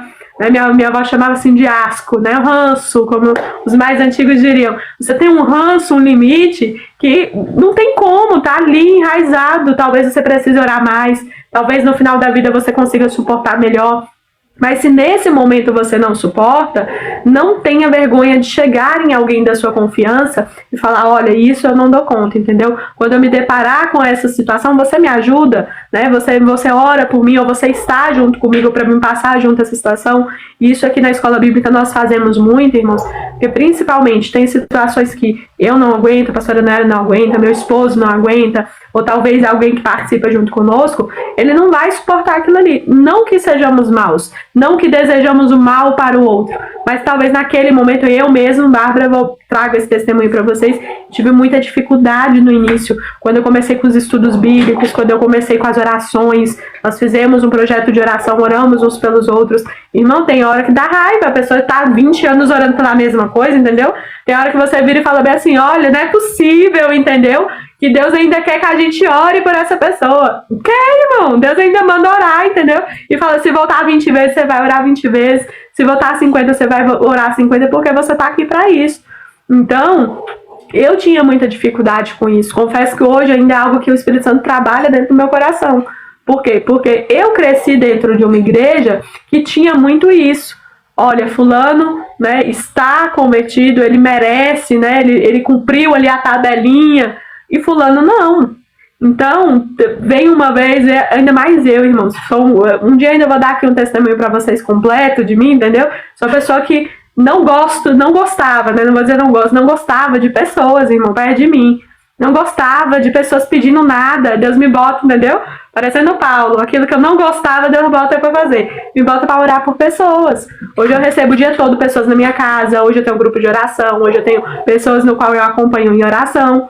E com todo o amor do coração. Se a pessoa que me conheceu no passado olhar para mim e falar assim, eu não acredito que a Bárbara tem paciência hoje para isso. Deus põe, irmão. Deus põe amor, Deus põe paciência, Deus põe tranquilidade para você lidar com as pessoas, para você receber bem.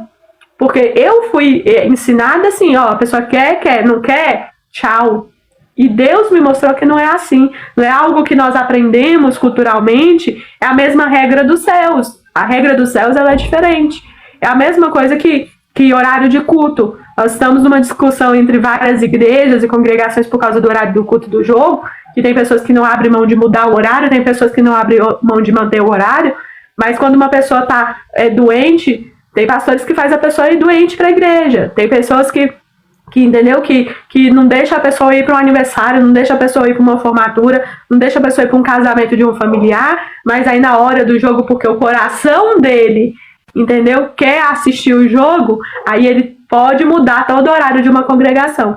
Não que não possa ser mudado, irmãos. O que eu estou destacando aqui é que o meu coração, a partir do momento que é do meu interesse, eu faço uma escolha que me convém. Isso eu não estou fazendo para Cristo. Eu não estou mantendo o horário da escola dominical, o horário do culto, porque eu estou cultuando o Senhor. Eu estou mantendo por orgulho. Sou eu que mando, entendeu? Se eu mandei vir, vai vir. Às vezes você está aí, uma congregação que não vai mudar o horário, você quer impor por orgulho. Não é porque você quer cultuar o Senhor. Não, ó, vou mostrar quem manda, entendeu? Que na minha congregação ninguém vai faltar culto. E aí você bota uma pessoa numa situação de perigo. Nas ruas, pelo menos aqui na cidade, as ruas ficam um caos. É cheio de bêbado na rua, é fogos, cachorro e criança, irmão, que tem os ouvidos. Aí fica um apelo para você que está me assistindo, compartilhe essa informação. Não solte fogos, irmão. Se tu é crente, pelo amor de Deus, não solte fogos. Eu tenho animais aqui que ficam desesperados quando tem fogos. Tem crianças aqui que ficam assustadas quando tem fogos. Então a intenção do coração não é cultuar o Senhor. A intenção do coração é mandar, entendeu? Eu vou dar uma ordem, todo mundo vai seguir. Então, na dúvida, o encerramento desse capítulo, ele fala bem assim: aquele que tem dúvidas é condenado a se comer, pois o que ele faz não provém de fé, e tudo o que ele não provém de fé é pecado. Na dúvida, pergunte para o dono, que é o Espírito Santo, é Deus. Olha, Deus, enquanto o Senhor não tocar no meu coração, eu não vou fazer isso. Enquanto o Senhor, sabe, não me mostrar que é errado, eu vou abraçar as pessoas que fazem isso. Eu vou participar, eu vou estar junto. Não é errado você estar junto de um aniversário, irmão, que a sua família está ali, porque alguém mandou, porque alguém colocou por vontade dele, entendeu? Ovelha minha não pisa no mesmo ambiente que pessoa que não é crente. Aí você está há 15 anos sem ver um familiar da sua família, porque um homem botou uma regra que não é bíblica. Não é bíblica, porque se essa regra valesse, Paulo não estava sentado com os gregos e com os gentios. Paulo não estava comendo do que eles comiam, entendeu? Então, use tudo para a honra e para a glória de Deus. Os ambientes que você for, seja testemunho da palavra do Senhor, seja a diferença. Se todo mundo mente, você vai ser aquele que não mente. Se todo mundo bebe, você vai ser aquele que não bebe. Mas você vai ter prazer no Senhor. Não faça algo que é fardo, não faça algo que é pesado. Porque senão as pessoas, irmãos, elas vão olhar para você e vão ter dó. Vão falar, olha ali, é crente, entendeu? Só vive com cara de pena, com cara de dó. Só vive sofrimento. Que Deus é esse que olha para a pessoa, entendeu? Vê a pessoa assim, olha, é pesado, é triste ser do Senhor. Não, irmãos, é maravilhoso ser de Cristo. É maravilhoso ter uma certeza que o dia que essa vida acabar, nós vamos ter uma vida eterna com Cristo. É maravilhoso saber que o inimigo não tem poder sobre as nossas vidas, sobre a nossa família. Que ele não tem poder para me atacar você e vencer. Ele não tem poder de levar a nossa alma para o inferno, porque nós temos um Cristo e tudo é dele. E o amanhã é dele, os nossos filhos são deles. E por isso tenha prazer de servir ao Senhor. Não seja um fardo você comer e beber, falando do amor de Cristo. Não seja um fardo você se vestir, você andar, você trabalhar, proclamando o amor de Cristo. Amém? Eu vou responder aqui a pergunta da Thaisa, que ela mandou aqui no WhatsApp, eu só não consigo abrir, tá? Eu só dei um comecinho assim, que ela perguntou qual é o princípio bíblico para vestimenta, né? Então, assim, aí é princípio bíblico. Vou falar para nós mulheres, né? A questão que ela perguntou, qual é o princípio bíblico para vestimenta? Então, assim, cada igreja, né? Nós vamos falar isso na live que nós vamos fazer da questão histórica. Cada igreja, todo dogma tem um motivo histórico. Quer dizer, a maioria, não todos. Mas, então, o princípio bíblico é: a Bíblia nos manda nos vestir com prudência e modéstia, né? Então, assim, durante a história bíblica, cada período tinha um entendimento de modéstia. Por exemplo, as filhas de Sião, que eram as mulheres da Bíblia do Antigo Testamento, elas se adornavam. Então, elas colocavam pingentes e tudo. Naquela época, esse tipo de vestimenta, quando você ia numa festa, né, principalmente de casamento, as virgens, elas se adornavam assim, com roupas coloridas e tudo, era um sinal de cuidado. Então, ela colocava pulseira, braceletes e tudo, era sinal de pureza e de cuidado. Ela estava bela, estava formosa. Tem um período bíblico que fala que as mulheres tinham que usar, né, o cabelo grande, um véu, né, o véu como um sinal de pureza. Ou, já quando nós entramos no Novo Testamento, existe essa mudança de que, né, tem uma carta agora, se não me falha, não sei se é Paulo ou é Pedro, que vai falar que as mulheres, elas não poderiam usar esses adornos. Por quê? Porque já nessa cultura, o adorno era das prostitutas. Então, para as mulheres, as meninas, as virgens do Senhor, não serem comparadas quando elas estiverem andando na rua com as prostitutas que usavam os braceletes para ficar balançando, fazendo barulho e chamar a atenção, veio falar isso: olha, vocês se abstêm disso, porque para que quando vocês andassem na rua, vocês não fossem confundidas. Então, isso era uma questão de segurança, irmão.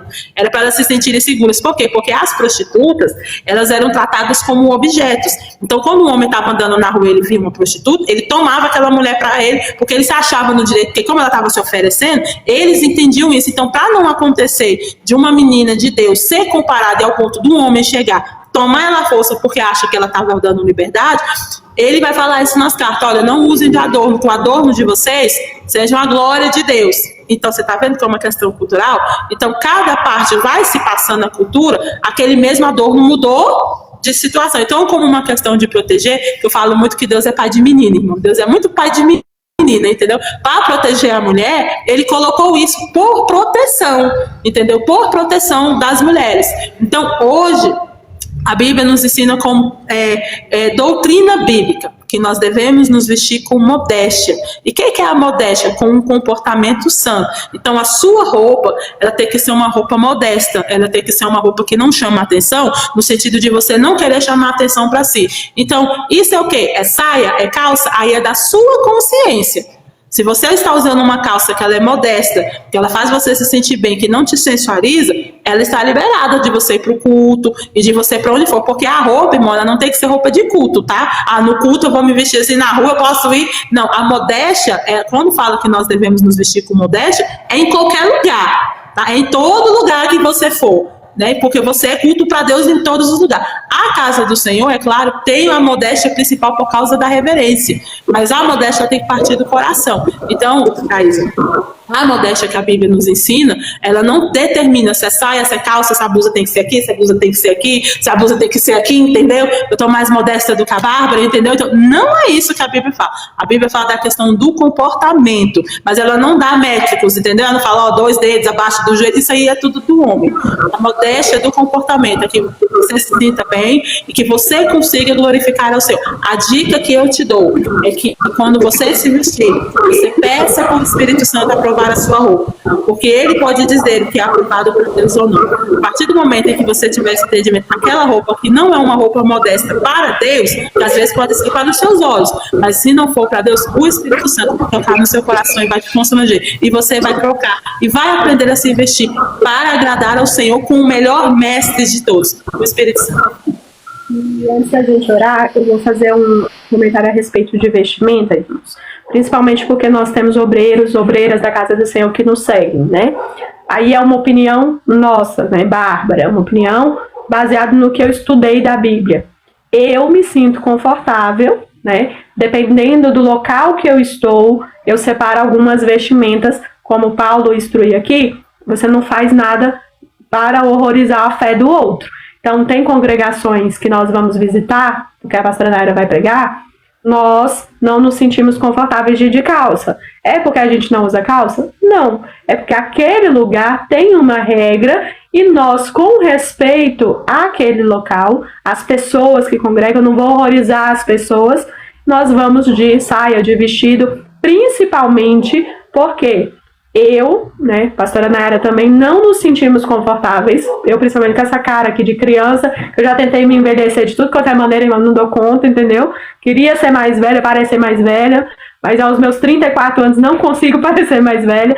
Então, assim, eu fico constrangida com alguns tipos de roupas, quando é para subir no púlpito, quando é para pregar, quando é para ter oportunidade, quando é para visitar uma congregação nova.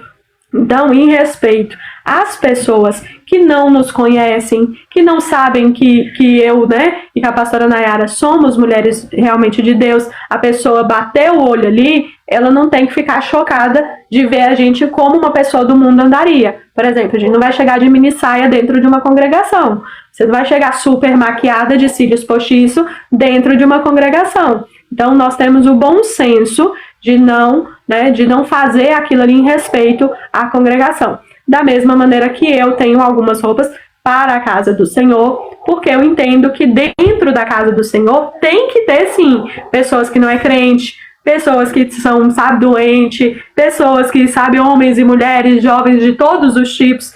Não é porque eu estou lá, entendeu, que só tem que ter santo e puritano lá dentro.